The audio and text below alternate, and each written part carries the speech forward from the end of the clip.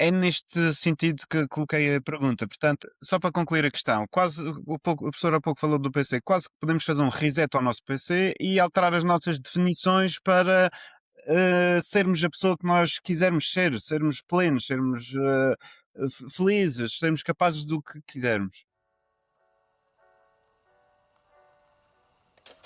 Vivemos num mundo em constante mudança, com desafios e exigências cada vez maiores. Acredito que só através de uma abordagem integrada à experiência humana poderemos estar à altura dos desafios. Eu sou o Mário Marques e acredito que a próxima evolução não é exterior, é humana. Aqui convido-te a descobrir o que realmente significa evoluir no espírito, na mente, no corpo, no conhecimento da natureza humana e na forma como nos relacionamos com o planeta. Traça o teu caminho e escolhe a tua próxima evolução. Olá, muito bom dia a todos. Bem-vindos a mais um episódio do podcast A Próxima Evolução. Hoje tenho aqui um convidado muito especial. É o professor Dr. Nuno Souza, uma das maiores referências em neurociência em Portugal e internacionalmente. Médico e neurocientista, é professor catedrático e desempenhou um papel fundamental na criação e desenvolvimento da Escola de Medicina da Universidade do Minho.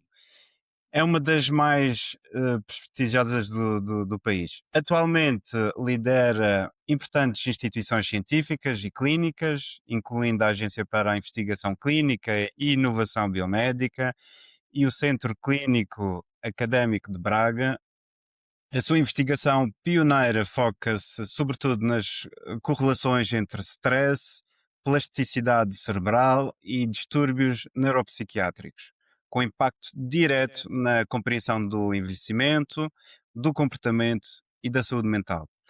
É também editor-chefe da revista Frontiers in Behavioral Neuroscience e autor de centenas de artigos científicos altamente citados. É também membro do Conselho Executivo da Fundação BIAL. Professor Nuno, muito obrigado por estar aqui connosco. É uma grande honra e obrigado por ter aceitado o meu convite. Muito obrigado, Mário. É um prazer estar aqui a conversar consigo. Muito obrigado, professor. Vou então colocar a primeira questão. E sendo que a neurociência versa sobretudo sobre o cérebro e a mente, começaria talvez por aí. O que é ao certo o cérebro e a mente, professor? E já agora também a diferença entre estas duas componentes, por assim dizer, do ser humano.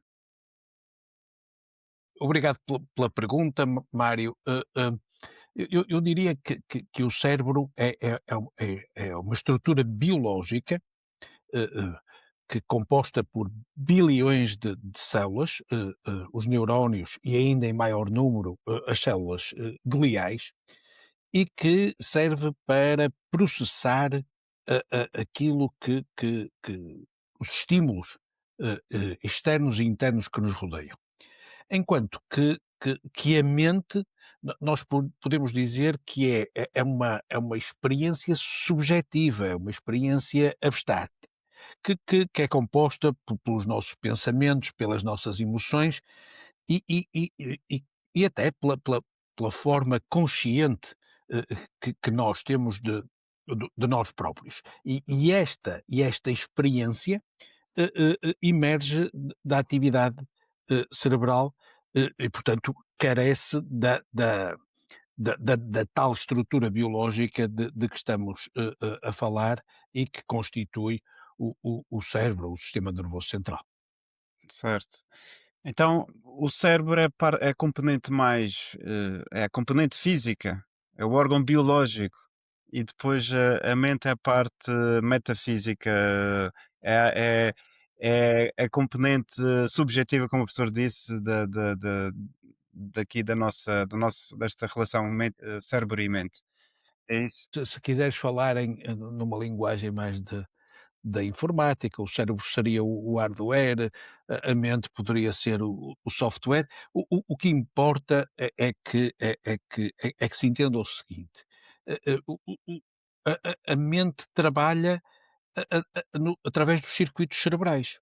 Portanto, a mente de facto influencia quem nós somos, como disse, o nosso comportamento portanto, e também até a própria dinâmica da atividade cerebral. Eh, eh, eh, e, portanto, há sempre esta relação bidirecional muito dinâmica entre mente e cérebro. Portanto, é talvez a forma mais simples para quem nos está a ouvir esta definição que muitas pessoas gostam de olhar para isto quase como se fosse uma dicotomia, mas que na realidade é uma relação, se tu quiseres, bidirecional, porque um produz a atividade do outro, o cérebro produz a atividade da mente, a mente influencia o cérebro e, portanto, nessa medida também o pode modular e, portanto, esta dualidade que muitas vezes é, é, é, é foco de muita atenção, de muita discussão, é uma coisa relativamente artificial. E professor, a consciência, e o que é para aqui para acrescentar uma camada extra de complexidade? O que é a consciência? Pertence à mente, certo? Sim, sim, portanto, se tu quiseres, é um produto da atividade cerebral, portanto é de facto algo enfim, se nós seguíssemos esta visão muito dual, estaria mais próximo do lado da mente. A consciência o que é? É a capacidade de cada ser vivo ter conhecimento de si próprio e do meio que o rodeia. E, portanto, é um processo que envolve percepção, que envolve o processamento cerebral, que gera pensamentos, que depois gera sentimentos e até confere uma experiência, se tu quiseres, bastante subjetiva de ser. Que constitui aquela coisa do o eu, quem sou eu. Portanto, é de facto um fenómeno muito complexo que resulta desta atividade do nosso cérebro e que, e que deve ser definido desta forma. O que é que eu te queria dizer? Este nível de consciência do eu, portanto, a Sim. consciência do próprio, é uma coisa que se vai desenvolvendo no nosso sistema nervoso central. eh, eh, agora aqui tu podes ter duas visões do tema. Uma visão relativamente complexa da consciência e da percepção do eu, do self, que implica, que implica um pensamento muito complexo, Uhum. que nos garante uma capacidade de nos posicionarmos, quer racionalmente, quer emotivamente, perante todos aqueles estímulos que estamos a sentir, ou uma visão mais biológica, mais direta, mais simples, que nos diz o seguinte, eh, que todo o ser vivo que é capaz de sentir aquilo que se passa à sua volta ou no seu interior, já tem consciência. Ok? Eu diria Exato. que, na minha opinião, esta segunda definição de consciência é uma definição biologicamente mais robusta, o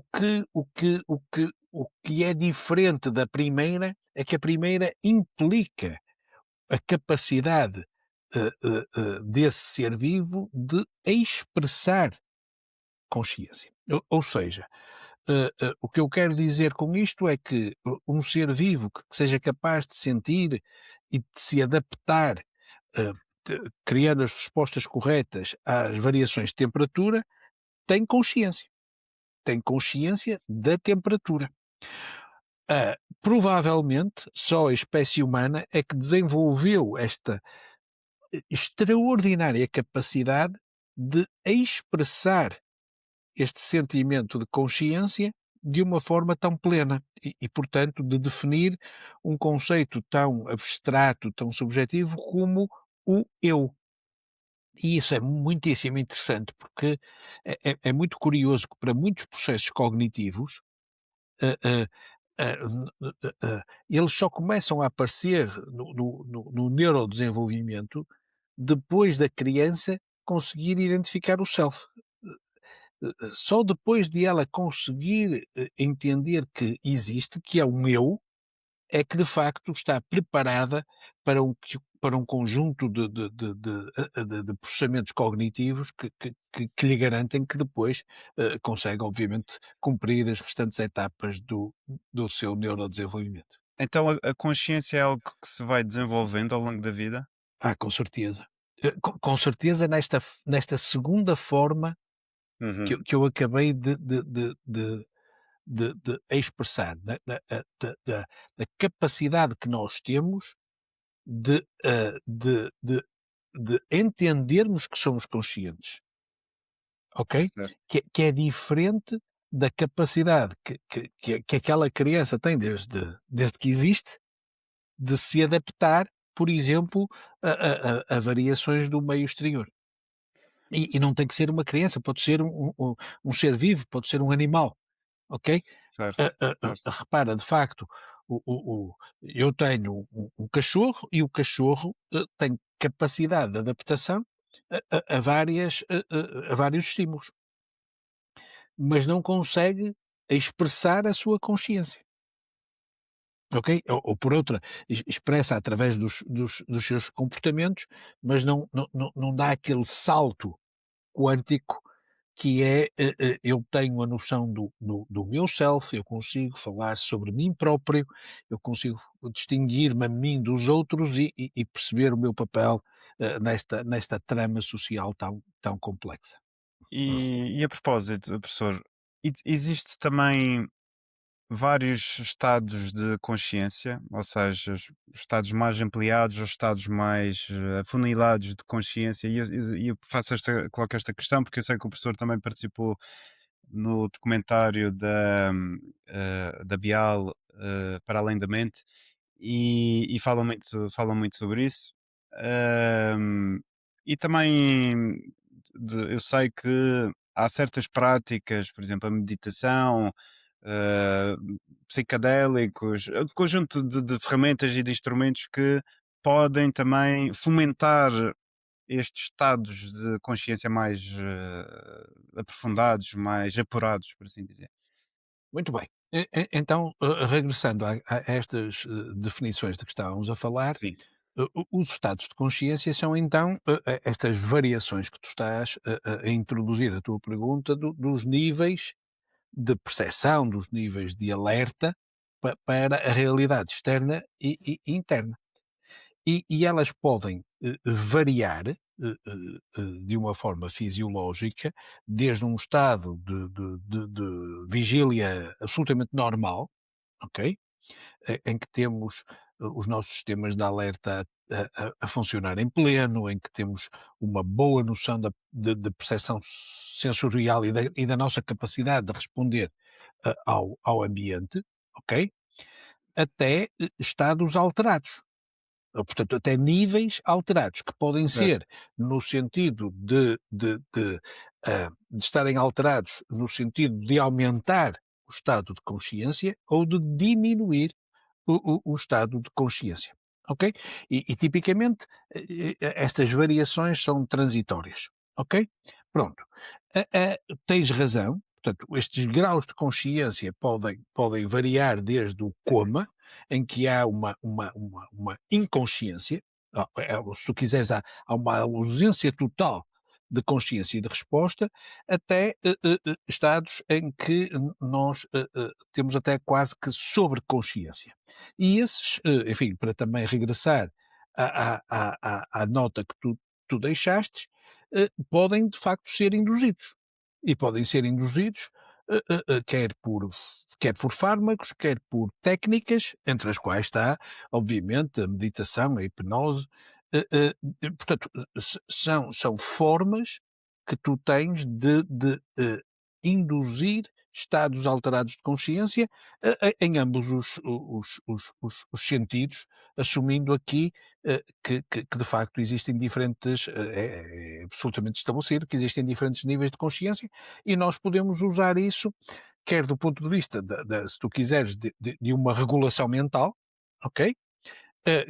Que obviamente vai depois influenciar as diferentes funções cerebrais, quer até com potencial terapêutico, que é aquilo que que às vezes nós, do ponto de vista clínico, fazemos para garantir eh, eh, eh, eh, que podemos fazer alguns, por exemplo, alguns procedimentos ou até também ajudar no processamento emocional e, se tu quiseres, no processamento cognitivo em ambos os sentidos. E qual é a sua opinião, professor, da interpretação eventualmente mais filosófica ou mais espiritual da consciência, que a consciência é produto de um eventual criador, de um Deus, ou de uma energia fundamental, universal, o que queiramos chamar. Hum, qual é a sua opinião do ponto de vista científico e da neurociência sobre esta narrativa que é muito, muito filosófica, não, há pouco fundamento, naturalmente, científico, designadamente, mas também muito interessante, diria eu. Não, sem dúvida. E há bocado já falaste também na série. eh, eh, Certo, exatamente. E eh, a qual muito, recomendo vivamente a todos os que eh, nos eh, acompanham. muito obrigado, Mário. O que é que. Eu sou um neurocientista portanto, devo-te dizer do chamado, do dito mainstream, e, portanto, para mim, a evidência tem que existir e tem que ser testada usando o método científico. Até que isso aconteça, eu sou um cético. E, portanto, relativamente à pergunta e à forma como tu a colocastes, a minha resposta é muito simples. Eu sou absolutamente cético, porque, tal como tu depois formulastes de seguida, a, a, a experiência, a evidência científica enfim, é reduzidíssima, para não dizer inexistente.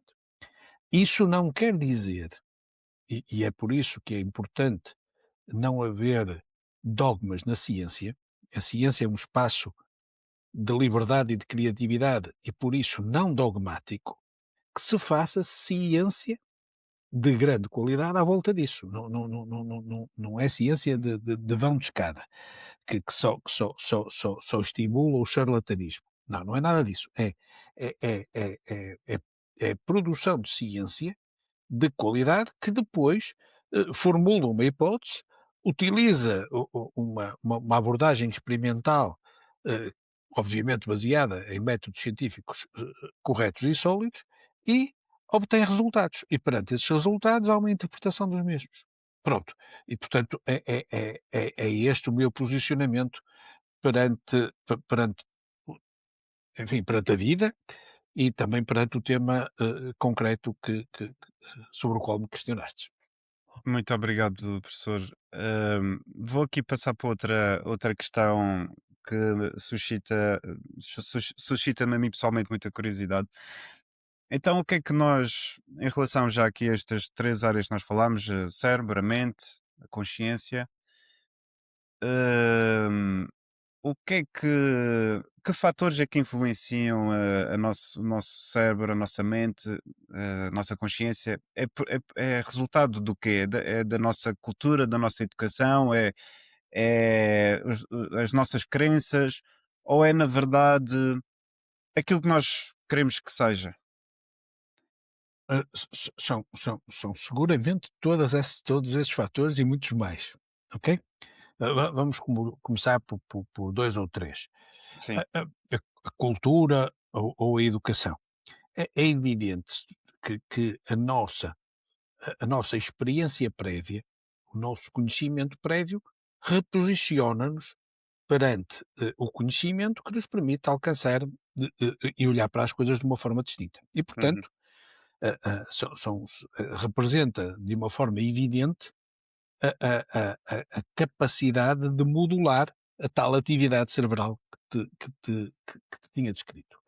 Certo. Uh, uh, uh, por exemplo, se eu aprendo uma determinada fórmula de calcular, isso vai-me permitir, a seguir, noutras fases de aprendizagem de cálculo, conseguir ter, resolver exercícios de maior complexidade nesse domínio.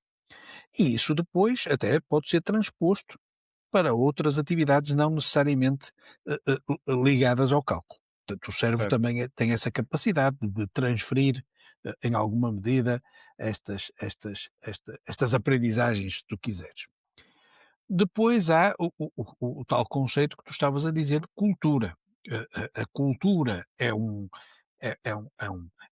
campo, é um campo que nos é transmitido, que nós adquirimos, que nós aprendemos, que nós interiorizamos e que nós reconstruímos. É também muito importante dizer isto, e isso, de novo, volta a moldar a forma, não necessariamente a forma como nós percepcionamos os estímulos, mas também aí há evidência disso, é bom que diga, mas digamos assim, que os nossos sensores mantêm a mesma capacidade, ainda que te possa, podemos depois ir por aí, a forma como nós olhamos como nós olhamos para as coisas depois de as ver, fica alterada, e essa é que é a modifica essa é que é a tal, modulação da atividade cerebral, ou seja, com base naquilo que é a minha experiência prévia, com base que são, que é a minha cultura, e eu vou olhar para aquele estímulo e processá-lo de uma forma distinta no meu cérebro, para depois montar uma resposta, leia-se, um comportamento adequado, perante aquele estímulo. As crenças, se tu quiseres, fazem parte deste grande envelope, eh, que é a cultura. A cultura também é feita, de um conjunto de crenças que são adquiridas, que são processadas, que são reconstruídas, por cada um de forma distinta, mas também fazem parte de quem nós somos.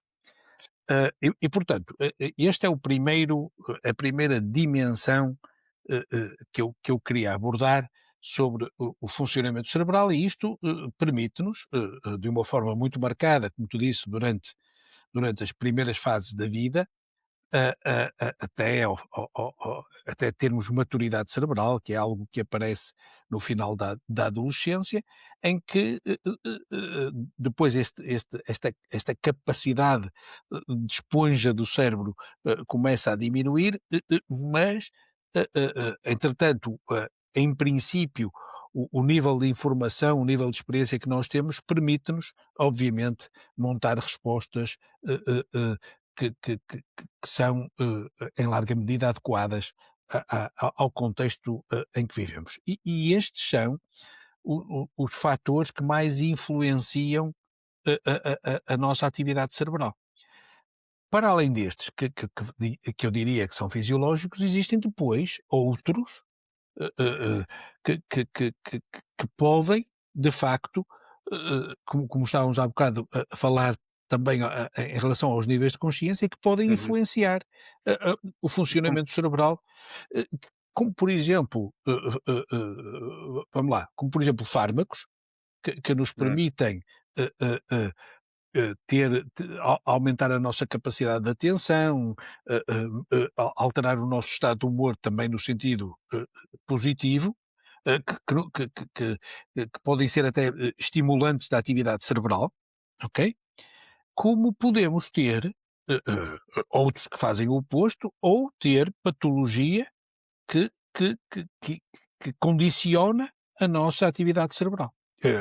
A começar, por exemplo, por doenças neurodegenerativas, que influenciam a atividade daqueles circuitos, tipicamente de uma forma bastante específica, e por isso é que caracterizam os diferentes quadros neurológicos e até psiquiátricos, e que influenciam a forma como o nosso cérebro funciona e como produz, então, os tais processos mentais que constituem o comportamento e a mente. Portanto, isto para te dizer, Mário, e também podes dizer, sim, e depois do processo de senescência, durante o envelhecimento, depois também há um certo declínio, que não deixa de ser fisiológico, é verdade, devo abrir aqui este parêntese, e que não é necessariamente no sentido exclusivo do ganho, embora também haja ganho, é bom que se diga isto, as pessoas têm a ideia que é só perda, não é? Embora também haja ganho, mas realmente eu diria que há, ao longo da vida, variações, vamos chamar-lhe, entre aspas, fisiológicas, e depois há outras que podem ser induzidas ou resultado de processos patológicos.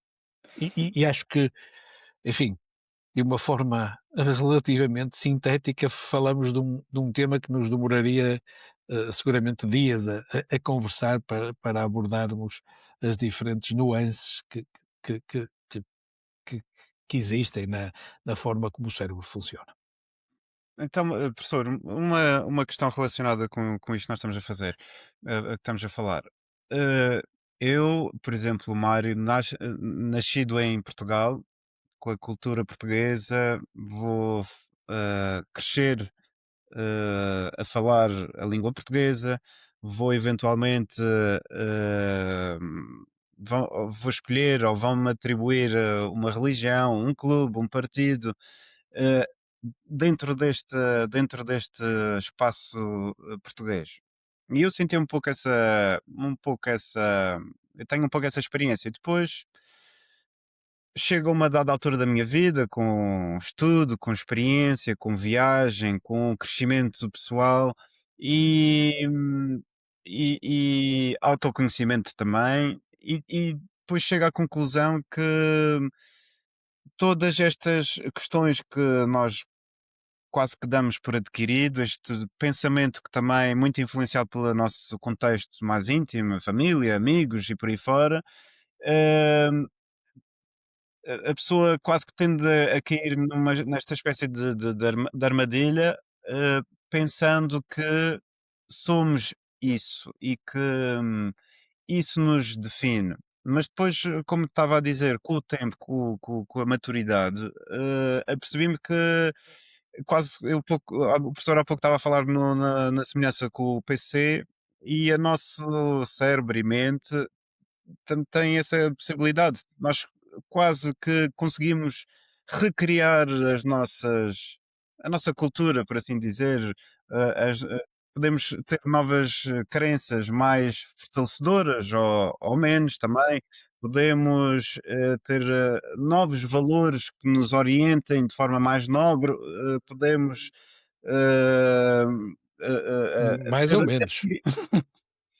sim, podemos, por exemplo, também, mais ou menos, exatamente, o professor está a dizer de forma correta, mas a minha experiência e a minha intuição diz-me que o cérebro é muito flexível, muito maleável, e para ir aqui um pouco bater aqui à neuroplasticidade. Vamos lá isto. Sim, e tu usaste realmente as palavras certas até para descrever muito daquilo que eu vou dizer.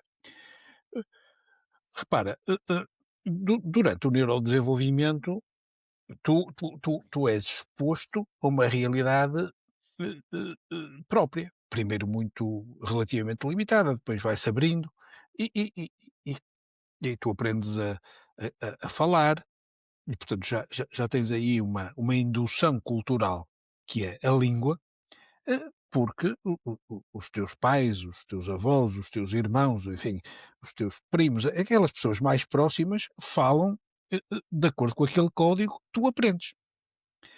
Portanto, aquele código modifica o teu cérebro. E devo-te dizer que modifica numa janela específica do tempo. Aliás, há experiências engraçadíssimas de pessoas que são fluentes em 2 línguas, mas a experiência é os que aprenderam as 2 línguas ao mesmo tempo são fluentes na mesma área do cérebro.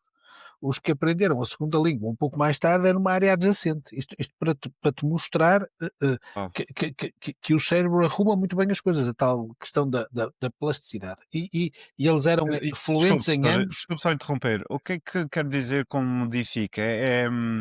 Não, portanto, o cérebro vai processar a segunda língua numa área da linguagem adjacente à da primeira, à native language.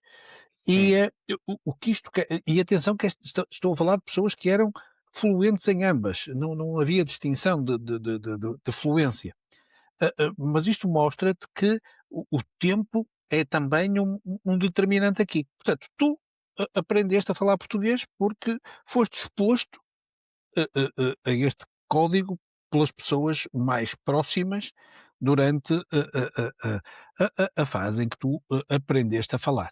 E depois tu foste para a escola e aprendeste o português e mais tarde aprendeste até outros códigos que tu começaste a desenvolver. Durante algum tempo provavelmente aprendeste inglês e falavas inglês sempre a pensar em português. Quando a pessoa ganha muita fluência na segunda língua, é no momento em que já não tem que pensar na língua mãe e passa a ser uma coisa natural. Portanto, é isto que é a fluência, é isto que é o cérebro a funcionar. Ok? certo. Pronto. Agora vamos lá. A a questão, portanto, a língua, entre aspas, o código, foi-te, se tu quiseres, peço desculpa, é um bocadinho exagerado, mas foi-te imposto. Ok? Já o clube, a religião, o partido, tu, ele não te é imposto, ele é-te fortemente sugerido. Mas é isso que representa a adolescência.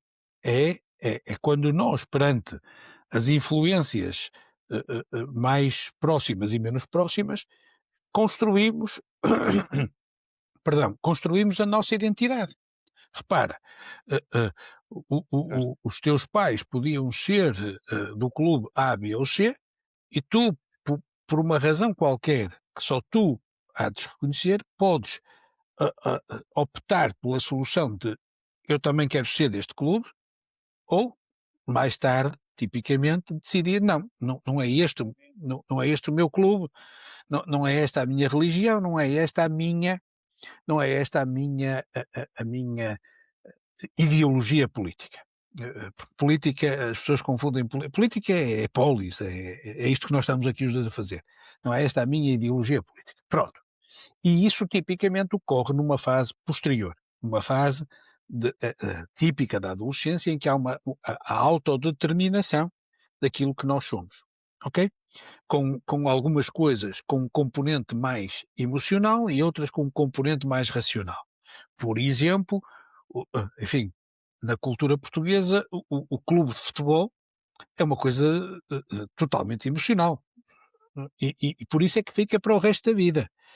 Raramente depois da pessoa chegar à idade adulta muda de clube. É, é raríssimo. Quando muito não fala do assunto, como eu que sou adepto do Boa Vista e hoje em dia não falo muito sobre esse assunto, porque aquilo está a desaparecer. Ah, por exemplo, as questões mais relacionadas com a religião ou com a ideologia política, ou política ou partidária, se até preferires, é algo que, em regra, é muito mais racional e permite Uhum. que a pessoa faça escolhas que, ao longo da vida, podem até ser distintas, porque num determinado contexto lhe parece ser uma decisão mais adequada a escolha que pode ser diferente da escolha que fez há alguns anos antes. Isto para te dar uma noção de que há uma diferença nestas coisas. Há uma diferença nestas coisas e uma parte dessa diferença tem realmente a ver com a exposição temporal a que somos sujeitos e com o facto de que o código é uma forma de tu organizares o teu cérebro e de facto, a forma como quem fala português organiza o cérebro não será necessariamente igual à forma como um alemão organiza o seu cérebro, se bem que na essência o código utiliza, digamos assim, as mesmas áreas cerebrais. Portanto, eu queria fazer esta importante distinção, porque me parece que ela ilustra, de novo, a complexidade do cérebro. E isto entra, naquilo que tu estavas a dizer, que é, repare, eu dei aqui um exemplo, de plasticidade, ou seja, quando eu tomo uma decisão e essa decisão tem um componente ou mais emocional ou mais racional, que me faz escolher entre A e B, e eu, ao escolher a hipótese A ou a hipótese B, eu vou aprender com aquilo, vou medir as consequências, vou medir os outcomes, seja recompensa, e isso vai me posicionar para a próxima decisão. Em alguma medida, isso é plasticidade, porque tu estás a moldar o presente e a decisão que tu vais tomar para o futuro. A, a, a plasticidade ganha a sua maior dimensão nas fases mais precoces, quando os circuitos cerebrais, através dos contactos sinápticos, estão a ser formados. É aí que, repara, é a plasticidade sináptica que de facto define aprendizagem, que define memória. E, portanto, é essa capacidade absolutamente extraordinária que o nosso cérebro tem de estar permanentemente a absorver e a aprender com base naquilo que sente e que faz, Certo. influenciado pelo que aprendeu antes, influenciado pelas suas emoções e estados de afeto, e que nos torna absolutamente extraordinários. E até influenciado por pensamentos absolutamente abstratos que nos projetam para lá de uma dimensão quase física e que de facto influenciam a forma como nós pensamos e que tu podes depois chamar a isso crenças, whatever. Influencia mais umas pessoas que outras, mas de uma maneira geral influencia todas as pessoas. Eu estava a fazer esta.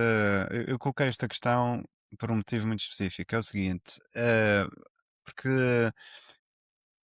eu diria grande parte das pessoas, e em particular, vamos supor, pessoas que tenham tido uma infância conturbada ou que tenham experienciado um trauma, tenham sido alvos, por exemplo, de bullying e depois Hum, fica com essa ideia, essa noção enraizada através dos circuitos, como o professor estava a dizer, enraizada no seu eh, corpo, que é uma pessoa que não é suficiente, ou uma pessoa que não é capaz, uma pessoa que não é suscetível de alcançar os seus objetivos de vida, os seus sonhos, de alcançar, de ser a pessoa que quer ser. E, e, e isto, de certa forma, é passível de ser trabalhado, alterado. Daí também a parte da psicologia, que trabalha muito isso. Hum, é neste sentido que coloquei a pergunta. Portanto, a Muito bem, neuroplasticidade. excelente, pá. Ouve, tu, excelente pergunta outra vez. Vamos, deixa-me voltar um pouquinho atrás e interrompe-me se estiver perdido e não estiver a responder Mas só, ou seja, de novo ao teu desafio. só para concluir a questão, quase o professor há pouco falou do PC, quase que podemos fazer um reset ao nosso PC e alterar as nossas definições para sermos a pessoa que nós quisermos ser, sermos plenos, sermos felizes, sermos capazes do que quisermos. Muito bem. Vou aí. Portanto, o que é um trauma, do ponto de vista neurocognitivo? Uhum, uhum. É uma experiência, que, eh, deixa uma marca muito vincada e deixa uma memória muito vincada No e cérebro ou que, na mente? nos 2, portanto, fica a mente, é sempre nos dois, porque a mente é o produto da atividade do cérebro e, portanto, a transformação do circuito é no cérebro, não é na mente. O produto certo, dessa transformação é que é um pensamento. Portanto, certo. imagina seguindo o teu exemplo do bullying, imagina que isto depois volta a haver etapas da vida em que nós provavelmente temos maior sensibilidade para estas coisas. Imagina Hum, que eu fui vítima de bullying e que aquilo ficou profundamente gravado na minha memória. E ficou gravado depois como uma memória negativa e está associada a, a uma emoção negativa que é traduzida por um estado emocional, mas também um estado físico eh, eh, eh, desagradável para aquele indivíduo, que se pode traduzir por aumento da frequência cardíaca, aumento da frequência respiratória, várias experiências muito físicas que traduzem esse mal-estar desencadeado por essa memória. Essa memória depois pode ser evocada por a exposição a uma situação similar e até ser ampliada depois, ou pode ser evocada sem exposição nenhuma, só porque tu tiveste esse pensamento, ou até por uma coisa associada. Imagina que é o pânico de espaços fechados e tu de repente entras num espaço que tu consideraste que era fechado e pronto, e não foi aquele espaço inicial, mas fazes associação pronto, ok. E não deixa de ser também uma forma de plasticidade num sentido menos positivo, ok? Pronto, então o que é que os terapeutas fazem? O que os terapeutas fazem é tentar dessensibilizar aquele indivíduo perante aquela memória traumática. Ou seja, reconstruir a memória, porque tu sempre que tu evocas uma memória, estás a reconstruí-la, sempre. Tu lembras-te de um determinado aspecto e quando tu estás a lembrar-te desse aspecto e a trazê-lo de volta à tua consciência, tu estás a recriar essa memória. Se ela depois corresponde com exatidão àquilo que se passou, vou ali e volto já. A maior parte Isso, das vezes já deixou de ser verdade isso isso. tem a ver com aquela questão de nós depois acrescentarmos uns pontos e umas E vírgulas à isso, história original. repara, tu próprio. Por isso é que a tua narrativa de vida é sempre uma coisa extraordinária. É isso que nos salva. Repara, tu constróis uma narrativa de vida que te dá significado e significância e tipicamente é uma história magnífica. Se, se- Exatamente, se tu, se tu tivesses filmado toda a tua vida, tu ias dizer, epá, não foi bem assim, mas pronto, agora para mim é assim, sem ok? dúvida. Tá? E é Certo. esse trabalho que é feito.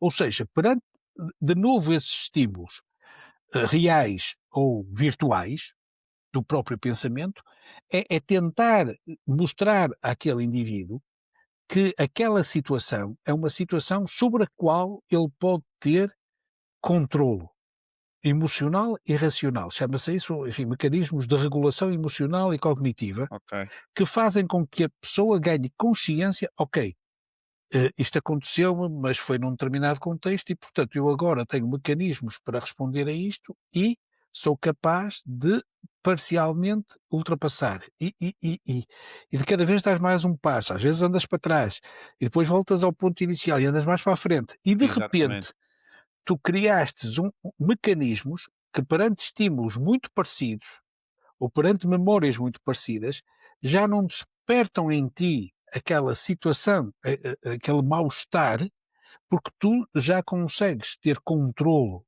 emocional e racional sobre a situação e, portanto, crescestes. E isso transforma-te.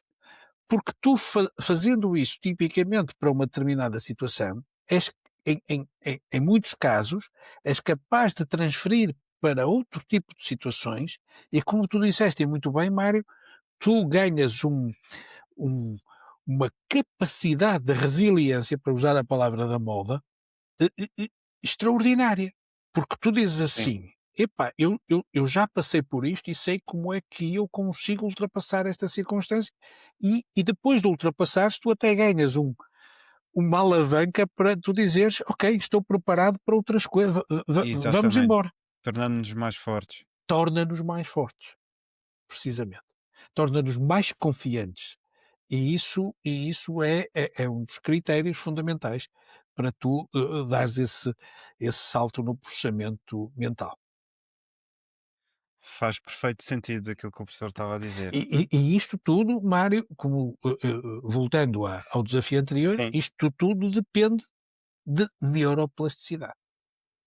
exatamente, Is exatamente. isto é tudo a reconstrução, a ativação, a modulação dos tais, circuitos cerebrais que tu agora ganhaste controle. Pronto. Sim, sim. E eu estudei programação neurolinguística, professor, e isso que estava a dizer também da questão da associação é muito importante, porque hum, há quem diga que para criarmos uma memória precisamos da experiência e precisamos de uma carga emocional muito elevada. É isso que forma depois uma memória. Estou certo ou errado? Estás meio certo, meio errado. Ok. Tu não precisas de uma carga emocional para formar uma memória.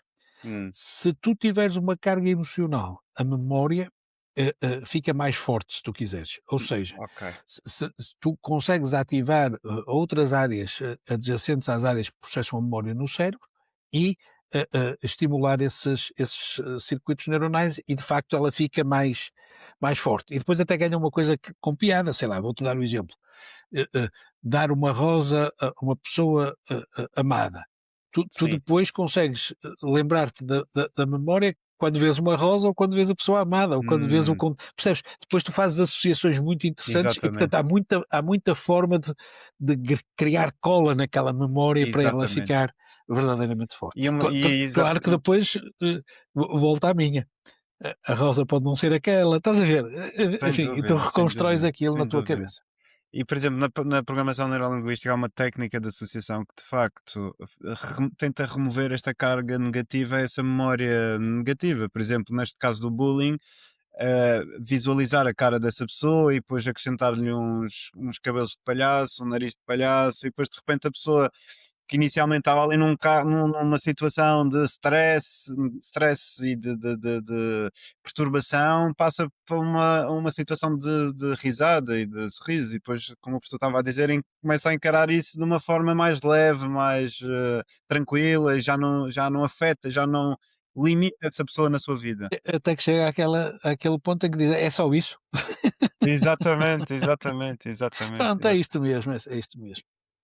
E Enfim, professor, em sim, alguns minutos, em larga medida, nós revisitamos o que são estas técnicas de neuropsicologia. É muito, muito engraçado, é mesmo isto. Enfim, nos diferentes domínios, com abordagens distintas, mas é precisamente isso. o que é que o professor nos pode dizer sobre o stress? Que eu sei que é a sua área de especialidade. O que é que eu posso dizer? Olha, o stress é a melhor coisa do mundo. Não é? As pessoas. Repara, estás a ver o que é um clichê, se tu quiseres, cultural.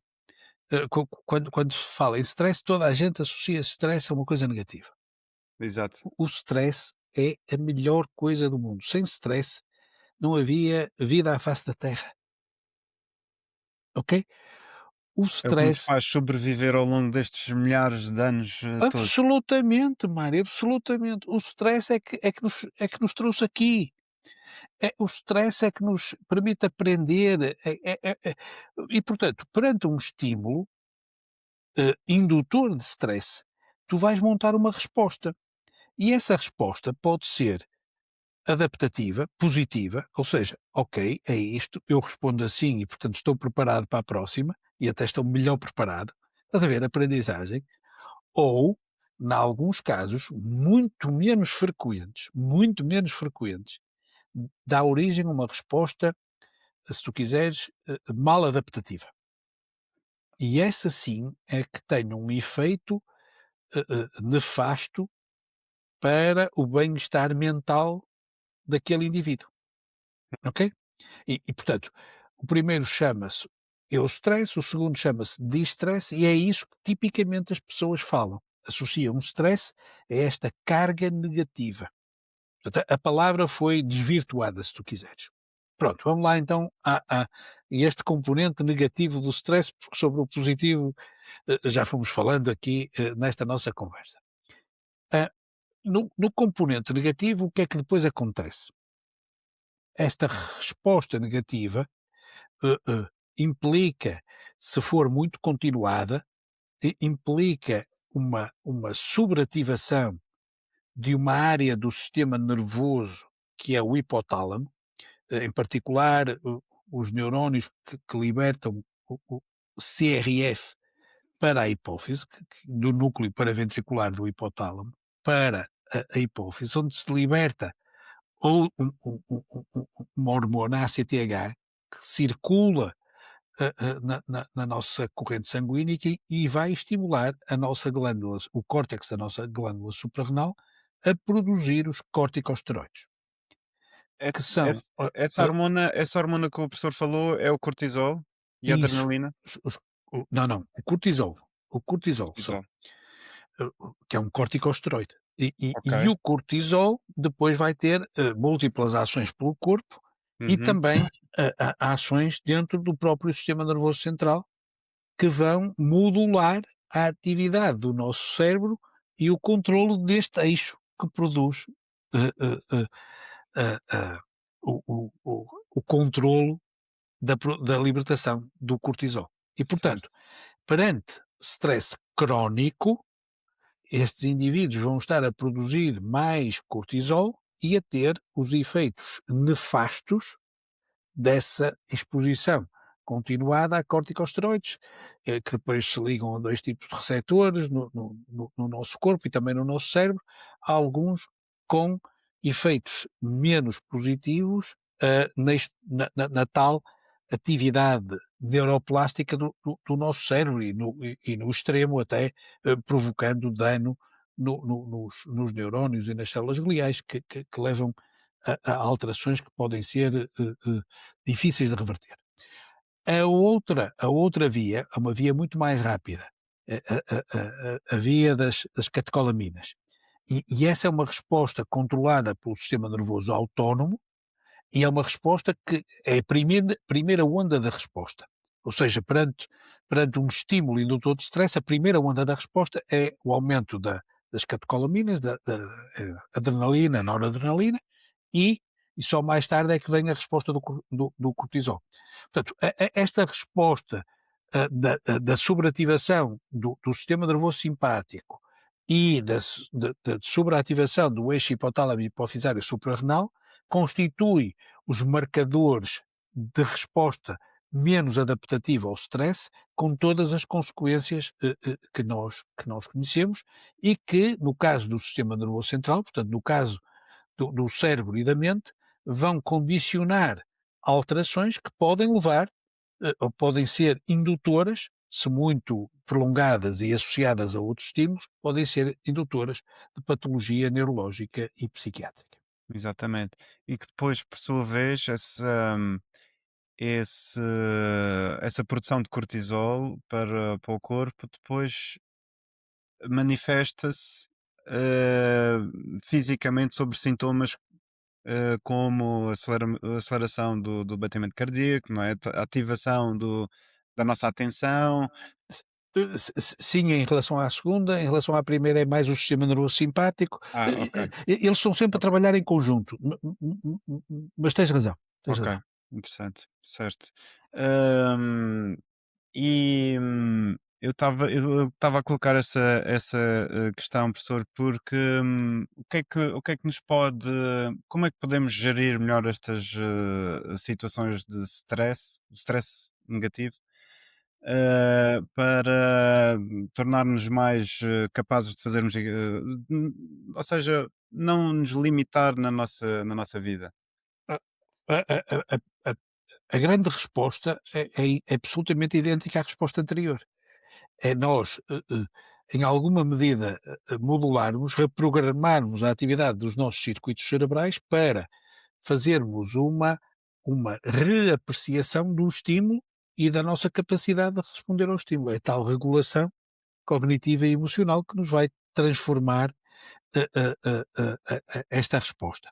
E, portanto, é a melhor forma de o fazer. Em alguns casos, isso pode ter que ser ah, ah, ah, ah, ah, mediado por intervenções terapêuticas, sejam elas farmacológicas, sejam elas do domínio da psicoterapia, e, portanto, diria que são estas ações que nós temos que ter em consideração para sermos capazes de montar eh, eh, eh, respostas que sejam predominantemente positivas e adaptativas perante os estímulos que nos rodeiam.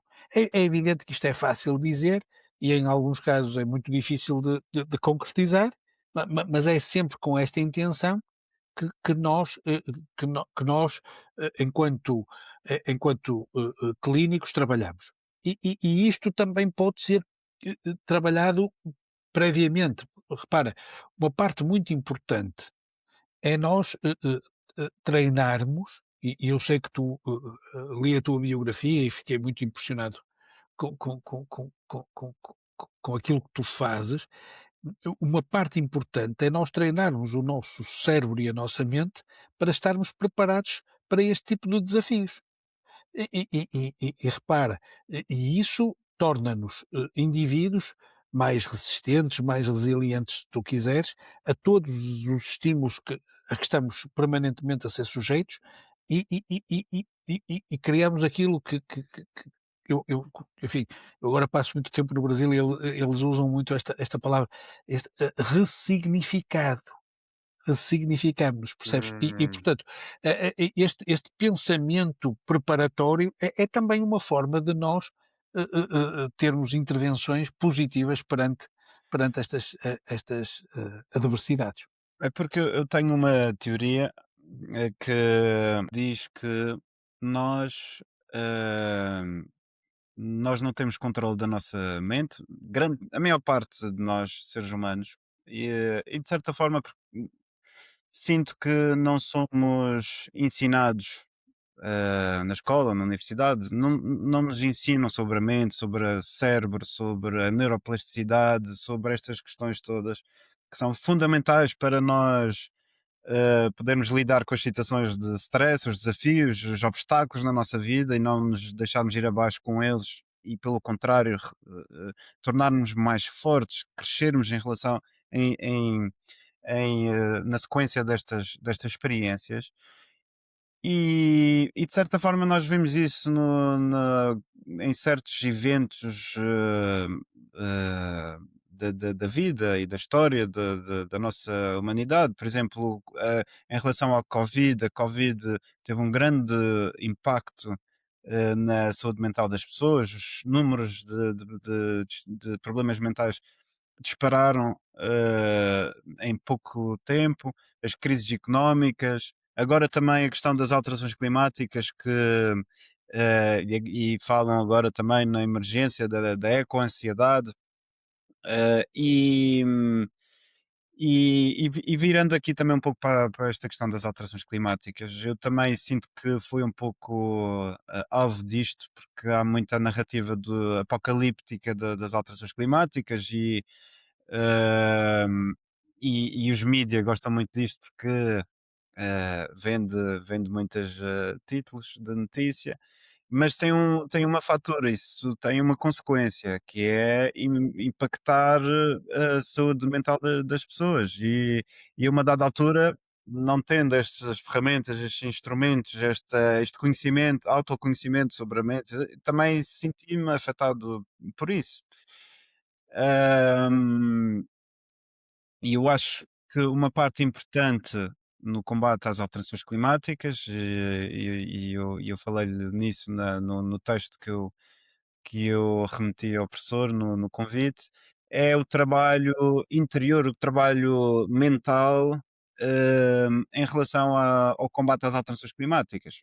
E na verdade em relação a praticamente tudo. Trabalho o reforço mental, a organização mental, eh, todos estes temas que nós falámos, as crenças, valores, isto tudo trabalhado consegue revolucionar a nossa ação. Eu tenho essa teoria, eu tenho essa ideia e gostava de ouvir o que é que o professor acha disto. Concordo. Podia terminar aqui dizendo que concordo. Vamos lá, o cérebro, enfim, há muitas metáforas, aqui, porque tu usaste a palavra treino, o cérebro é um órgão que precisa de ser estimulado e treinado e, portanto, é Claro. muito importante isso que tu estás a dizer e e e e e e também é muito importante uma coisa que tu disseste e com a qual eu concordo muito, que é a educação não pode ser só uma coisa, que reprima. Nós temos um conceito educacional que é: "Não faças isto, não faças aquilo". A criança bem comportada é a criança que não faz nada, não é? E que obviamente, felizmente, isso está em mudança profunda, não é uma mudança circunstancial, é uma mudança Ok. profunda.